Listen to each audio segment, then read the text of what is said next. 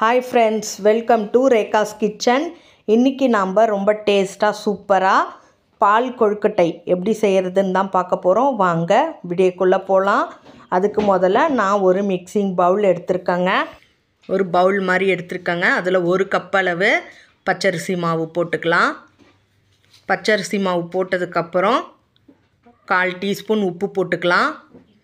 உப்பு போட்டதுக்கப்புறம் 1 டீஸ்பூன் சர்க்கரை போட்டுக்கலாம். சர்க்கரை போட்டு நம்ம நல்லா கலந்து விடணுங்க. உப்பு சர்க்கரை மாவோட நல்லா கலக்கணும். அந்த அளவுக்கு நம்ம நல்லா கலந்து வச்சுக்கலாம். நான் நல்லா கலந்து வச்சுட்டேன் பாருங்கள். இப்போ ஒரு பேன் வச்சுருக்கேன். அதில் தேவையான அளவு தண்ணி ஊற்றி வச்சுருக்கேங்க. தண்ணி நல்லா கொதிக்கணும். இந்த மாதிரி கொதிக்கணுங்க தண்ணி. அப்போ தான் நம்ம மாவு பிசையும் போது நல்லா சாஃப்டாக சூப்பராக வரும். இப்போ கொஞ்சம் கொஞ்சமாக நம்ம அந்த சுட தண்ணி எடுத்து கொஞ்சம் கொஞ்சமாக ஊற்றி நம்ம ஒரு ஸ்பூன் வச்சு கலந்துக்கலாம். இந்த மாதிரி தான் கொஞ்சம் கொஞ்சமாக நம்ம தண்ணி ஊற்றி கலந்து எடுத்து வச்சுக்கணுங்க. இப்போ அது கூட 1 டீஸ்பூன் நெய் சேர்த்து நம்ம நல்லா கலந்து வச்சுக்கலாம். நல்லா பிசைஞ்சு இந்த மாதிரி நம்ம எடுத்து வைக்கணுங்க. இங்கே பாருங்கள் எவ்வளோ சூப்பராக நான் பிசைஞ்சு எடுத்து வச்சிட்டேன் பார்த்தீங்களா. இப்போ அதே பவுலில் தேங்காய் பாலுங்க.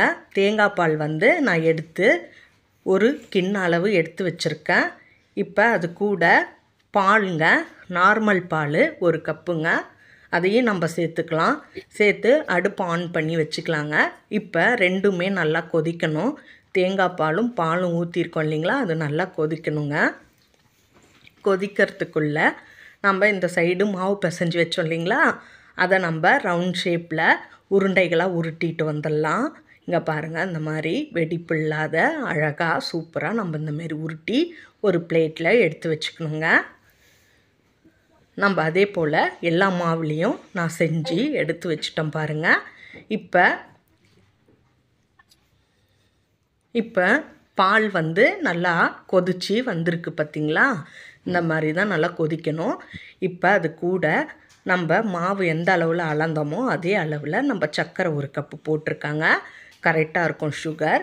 இப்போ நல்லா கலந்து விட்டுடலாம். கலந்து விட்டாச்சு.